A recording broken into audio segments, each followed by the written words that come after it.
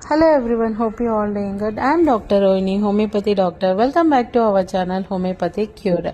ప్రతిరోజు మన ఛానల్లో ఆరోగ్యకరమైన ఒక హెల్త్ టిప్ చెప్పుకుంటున్నాము. ఈరోజు మన ఛానల్లో నేను మిమ్మల్ని కొన్ని క్వశ్చన్స్ అడగాలనుకుంటున్నాను.